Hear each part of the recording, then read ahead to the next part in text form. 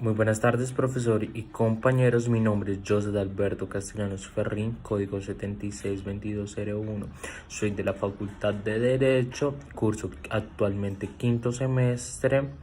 Y el fin de este video es poder narrar un poco acerca del boletín asignado por el doctor Juan Pablo Albacerna, que fue el 01 de febrero del 2021.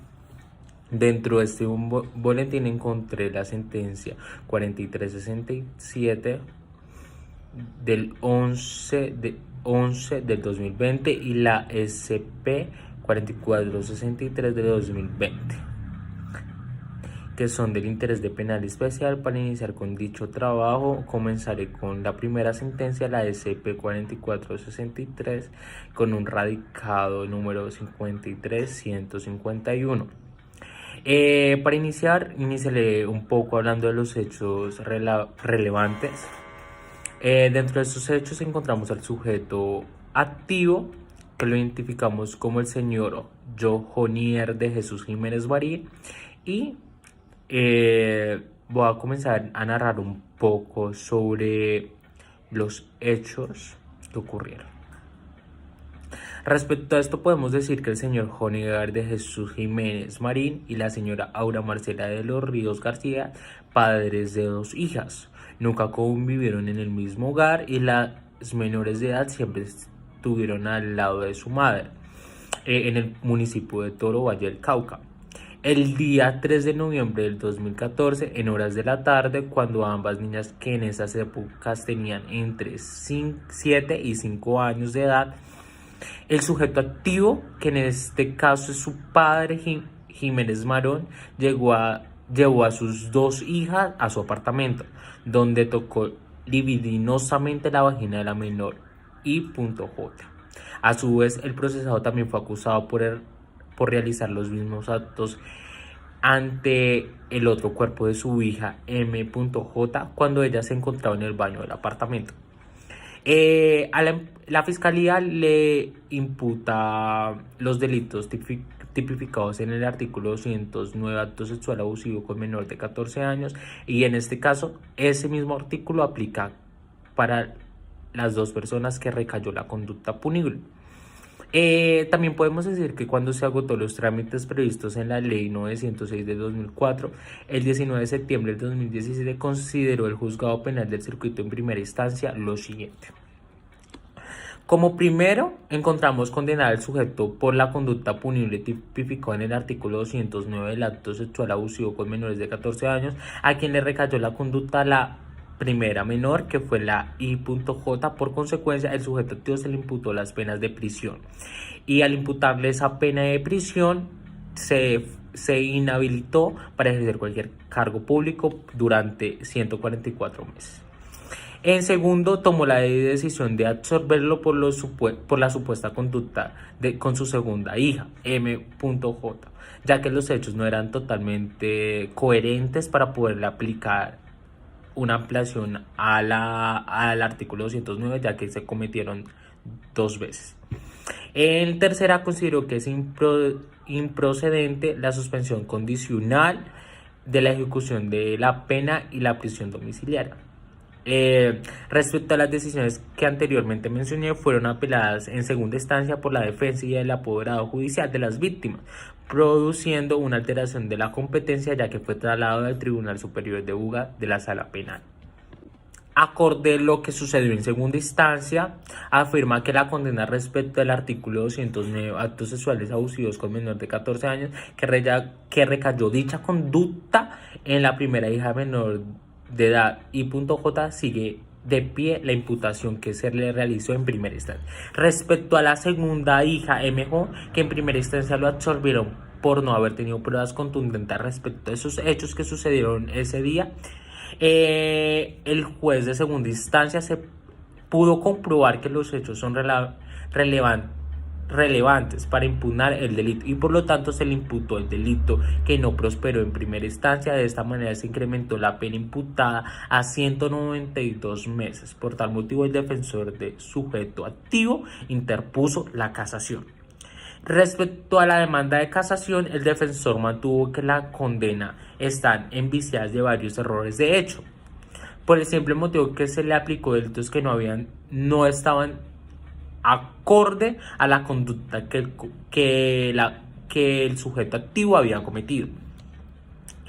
Como anteriormente dije, ese error de hecho por transgresión de la sana crítica y desconocimiento de varias pruebas proporcionadas en el juicio oral.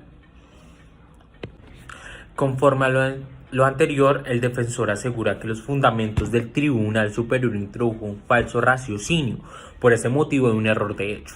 Por el falso juicio de identidad, a su vez estipula que las referidas pruebas van acompañadas de un dictamen psiquiátrico cuando está claro que nunca existió la valoración de un perito. En ambas instancias se desestimó el testimonio del sobrino del sujeto activo, sin mayor análisis y exponer un motivo serio y razonado. Respecto a la segunda instancia, el Tribunal Superior de Buga condena al sujeto activo donde recayó la conducta punible en contra de la víctima MJ, acorde a la revocatoria de la absolución. El presunto acusado donde fue objetiva la entrevista forense sin que ella hubiera existido en el juicio oral. Como también se debe reiterar que la menor MJ nunca testimonió en el juicio oral, con el fin de dar credibilidad a la denuncia que hizo su madre y también a la entrevista que dio la menor de edad MJ. Por tales motivos solicitó a la Corte case la sentencia de segunda instancia. Para proseguir, las partes intervinientes expresaron sus argumentos por escrito. En primer punto tenemos a la defensa, que reiteró todos los argumentos expuestos en la demanda y agregó lo siguiente. Primero, en todos los casos que tengan que ver en la conducta de delitos sexuales, es de suma importancia la práctica de exámenes psiquiátricos. Segundo, la madre de los sujetos pasivos, que son las menores de edad, nunca accedió de manera colaborativa para que se lleven a cabo una experticia de esa naturaleza. Tercero, el acusado siempre estuvo dispuesto a contribuir para esclarecer de manera fáctica los hechos imputados, en el cual se presentó de manera voluntaria a las autoridades competentes que hicieron efectiva su captura. Cuarto, la menor que testimonió en el juicio no hizo referencia a los hechos que supuestamente afectaron a su hermano. Quinto, la Fiscalía y la Defensa estipularon la entrevista de la menor M.J. Sexto, el testimonio que se incorporó como prueba hace referencia no fue corroborado en la audiencia. Séptimo, este proceso es producto de la relación tormentosa que sostuvieron entre el procesado y la denunciante, que es su madre. Como segunda fase de los intervinientes encontramos a la Fiscalía, que resaltó errores en la disertación del accionante. Como primer punto, se limitó a transcribir el testimonio del sobrino del sujeto activo y la evaluación del mismo que hizo el tribunal, sin ocuparse de expresar un error relevante en el ámbito del recurso de casación. Vale arreglar que el defensor hizo alusión a un dictamen psiquiátrico sin considerar que en el fallo impugnado siempre se hizo alusión al concepto del médico legista. Como segundo punto, respecto a los aportes que hizo la Fiscalía, vale resaltar que el tribunal incluyen algunos errores al valor de las pruebas. Por tal motivo, se solicita a la Corte desestimar las pretensiones del accionante delegado del Ministerio Público. Se pide casar parcialmente la sentencia en lo que concierne al delito que recayó a la víctima menor de 14 años, M.J., acorde a los términos expuestos por el delegado de la Fiscalía frente al testimonio del sobrino del procesado. Se concluye que el tribunal se equivocó al revocar la absolución por el supuesto delito cometido en contra de una de las niñas que recayó dicha conducta punible. A su vez, la Fiscalía, si bien solicitó el testimonio del sujeto pasivo MJ durante la audiencia de preparatoria en el juicio oral, decidió estipular con la defensa el contenido de la declaración sin dar explicación sobre el particular, resaltando que esta estipulación fue excluida por el juez por el resultado manifestantemente ilegal. Las consideraciones de la Corte fueron: afirmó que la sala no es competente para analizar lo sucedido durante el trámite de renovatorio o modificación de las medidas de aseguramiento. Vale también resaltar que este tipo de decisiones solo admiten el recurso de apelación. En este caso concreto, ante el respectivo juez de circuito, se advirtieron algunas situaciones diferentes en frente a los delitos incluidos en la acusación. A saber, el primero, frente al abuso sexual que la víctima que fue la menor de edad, M.J., dicho proceso fue condenado en ambas instancias. Segundo, fue absuelto en primera instancia por el delito de que supuestamente fue víctima M.J., por el cual fue condenado por primera vez por el tribunal. Tercero, el censor solo cuestiona la condena por este último delito y solicita la respectiva rebaja de pena. Y como cuarto, los argumentos expuestos en la demanda y en el escrito de sustentación solo se refiere a la condena por el delito supuestamente afectando a MJ. En la parte final de este último escrito pidió, sin más, la absolución por los dos abusos que les fueron imputados a su defendido. La Sala de Casación Penal resuelve lo siguiente: que se casarán de manera parcial el fallo emitido por el Tribunal Superior de Buga el 17 de abril del 2018 en segunda instancia, en orden que recobre la vigencia la sentencia anterior de primera instancia que fue emitida el 19 de septiembre del 2017, porque la competencia la tenía el juez penal de circuito de Ronald Niño en ese tiempo, donde se condena al sujeto activo por el acto sexual abusivo con menor de 14 años, artículo 209 del Código Penal, por el abuso sexual que afectó a la menor MJ, y se absuelve por el otro delito cometido a su otra hija. Así se le imputarán la pena de prisión e inhabilitación para ejercer funciones públicas. Como anteriormente, se absuelve del segundo delito que cometió ese mismo día en diferentes horas y lugares de su apartamento. En tercero, dentro de los demás aspectos, el fallo impugnado se mantiene incólume, incluyendo lo atinente a la negociación de la suspensión condicional de la ejecución de la pena y la prisión domiciliaria. Para proseguir, me gustaría continuar sobre la segunda sentencia asignada, que fue la SP 4367 de 2000. Iniciaré con los hechos relevantes. En octubre de 2010, en los municipios de Mariquita, Fresno y La Dorada, la organización criminal Cacique Impira, destinada a la extorsión, al homicidio y el tráfico de superfacientes, liderada entre otros por Ricardo Antonio García Rodríguez, alias John, sujeto activo de la conducta punible, mediante llamada telefónica exige a Luis Fernando Espina López, el sujeto pasivo a quien recae dicha conducta, entregarle el dinero en efectivo producto de la venta de bien suyo. A mediados de marzo del 2012, Gustavo Arjuela Acosta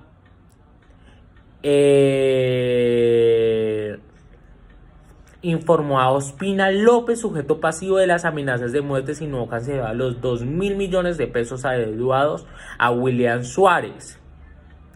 Mientras García Rodríguez continúa intimidando a él y a su familia, por lo que otorga poder a Arjuelas Acosta para que transfirieran a José Fernando Rocha Jiménez y Guillermo Tanjarife Vélez la parcela 3 de La Esperanza, lote de 3 hectáreas en arroz y el derecho de una cuota, además de otros bienes. Las amenazas se cristalizaban el día 18 con la muerte de Alonso García Patiño, administrador de la finca Pablo Hueco, ubicado en Guaduas, Cundinamarca, de propiedad de Ospina López, sujeto pasivo. Al imputado se le aplican los delitos tipificados en el artículo 244, modificado por el artículo 5 de la ley 733 de 2002, y el artículo 245.3 del Código Penal de extorsión agravada. De igual manera, le fue impuesta medidas de aseguramiento de detención preventiva en centro carcelario. Para proseguir, Voy a hablar sobre las partes intervenientes que expresaron sus argumentos. En primero encontramos la víctima. Acorde a lo que dijo la víctima fue que manifestó que su disentimiento con el fallo atacado obedece a que el tribunal no ordena la entrega ni restitución de los bienes objeto de lo ilícito. A su vez hace referencia a que los bienes aún están en manos de terceras personas, cuando se debía restablecer y devolvérselo a la víctima. Por tal razón que le propone que la demanda tenga un único cargo por interpretación errónea de la ley sustancial. Por último, cita la sentencia 516 de 2007 de la Corte Constitucional, en la cual reconoce el derecho de la víctima a intervenir en cualquier parte de la actuación y solicita casar la sentencia para que se corrija el yerro jurídico reprochado a los falladores. Respecto a la segunda opinión que tuvo los intervinientes, encontramos a la Fiscalía. El fiscal considera que el problema lo expuso el recurrente, se reduce a determinar si en este asunto se restableció el derecho a la víctima. Expresó dos argumentos que se deben tener en cuenta. Primero, la cancelación en los folios de registro de las anotaciones 9, 10, 11 de la matrícula 352, 1793, 6, restableciendo los derechos de la víctima. En segundo, encontramos el problema que surge de acuerdo a lo anterior, no de menos importancia, en el que se plantea el casacionista la incursión en un yerro. Al abstenerse, el juzgado debe ordenar la entrega de los bienes implicados en la ilicitud. Respecto a las pretensiones del casacionista, no resultó viable por lesionar intereses de tercero. Dentro de eso encontramos como primero la sentencia se da dentro de un proceso anticipado, producto de un preacuerdo debido al cual no se realizó el juicio oral pertinente, donde la controversia probatoria permite conocer en detalles varios aspectos relacionados con los bienes que fueron objetivo del ilícito, con quienes eran o quienes ostentaban el derecho de dominio, pero más que la posesión antes y después de la cancelación de los registros, como presupuesto probatorio que llevará al juzgador a un conocimiento cierto sobre el estado en que se encontraban los inmuebles, los derechos pretendidos de quienes aducían esa posesión.